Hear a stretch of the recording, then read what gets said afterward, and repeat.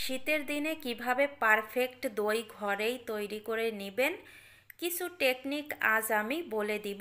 এই টেকনিকগুলো অবলম্বন করে বাসায় যদি দই তৈরি করেন তাহলে 100% গ্যারান্টি আমার মতো পারফেক্ট দই আপনিও বাসায় তৈরি করতে পারবেন।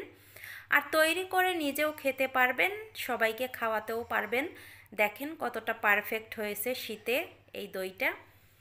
প্রথমে লাগবে টক দই। এখানে আমি 5 টেবিল চামচ টক দই নিয়েছি, জলটা ঝরাতে বসিয়ে দিয়েছি।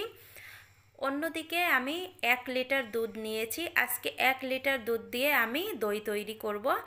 দুধটা জাল হতে হতে আমি অন্য একটা চুলায় ক্যারামেল তৈরি করতে বসিয়ে দিয়েছি। দইয়ে যে সুন্দর একটা কালার আসে, এই ক্যারামেল দিলেই এই কালারটা সুন্দর হয়। এই তো ক্যারামেলটা হয়ে গেছে। চিনিটা যখন আমি দিয়েছি আমি কিন্তু এখানে কোনো জল দেইনি, এমনিতেই ক্যারামেল তৈরি করে নিয়েছি। এখন যে দুধটা আমি জাল করতে বসিয়ে দিয়েছি ওখান থেকে 3 চামচের মতো দুধ আমি উঠিয়ে নিয়েছি। সেই দুধটা এই ক্যারামেলের মধ্যে দিয়ে ভালোভাবে মিশিয়ে নিয়েছি। এবার এই ক্যারামেলটা আমি দুধের মধ্যে দিয়ে দিচ্ছি। এবার আমি দুধটা জাল করে নিব।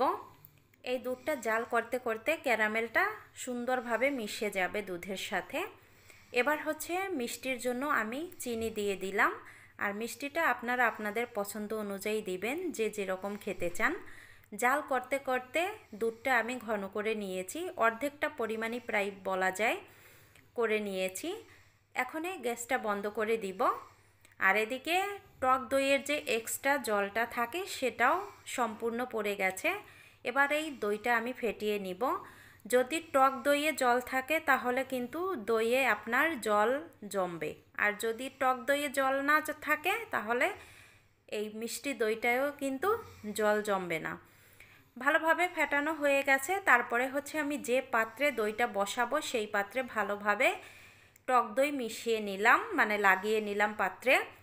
এরপরে এই যে জাল করা দুধটা এখনে কুসুম গরমের চাইতে একটু বেশি গরম আছে, সেখান থেকে কিছু দুধ আমি টক দইয়ের মধ্যে দিয়ে ভালোভাবে মিশিয়ে নিব।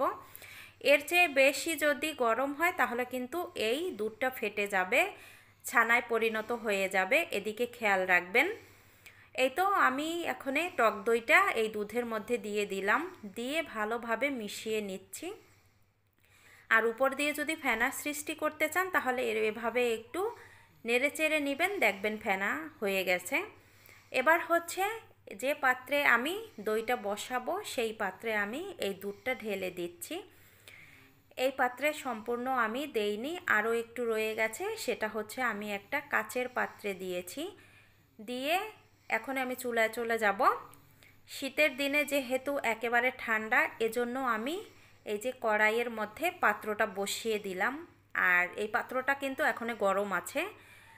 তারপরে একটা তোয়ালে দিয়ে আমি ভালোভাবে আটকিয়ে এই যে মুখটা লাগিয়ে দিচ্ছি, দেখেন একটা ঢাকনা দিয়ে। এটা আমি প্রায় 30 মিনিটের মতো লো হিটে জাল করব। 30 মিনিট পরে আমি কাঁথা কম্বল যা আছে সব দিয়ে সারা রাতের জন্য ঢেকে রাখবো। আমি যেহেতু দইটা সন্ধ্যার আগে তৈরি করেছি এজন্য সারা রাত রেখে দিয়েছিলাম। পরের দিন সকাল 8টার সময় আমি বের করে নিয়েছি। এই দেখেন দইটা এখনো পারফেক্ট জমে গেছে। আর এই দইটা এখনই কাটা যাবে না, আমি কেবলই বের করে নিয়েছি। দইটা সেট হওয়ার জন্য 2 থেকে 3 ঘন্টা আমি ফ্রিজে রেখে দিব। 3 ঘন্টা পর ফিরে আসলাম। 3 ঘন্টা পরে আমি দইটা বের করে নিয়েছি, নর্মাল ফ্রিজে রেখেছিলাম। এবার আমি কেটে শেয়ার করছি আপনাদের সাথে যে কতটা পারফেক্ট হয়েছে। এই দেখেন দইটা অনেক অনেক পারফেক্ট হয়েছে, আর একটুও কিন্তু জল জমেনি।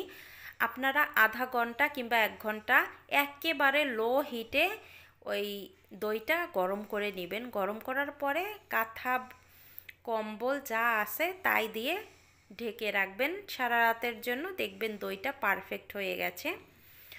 তো এই ভিডিওটা দেখে আপনারা বাসায় একবার হলেও ট্রাই করে দেখবেন।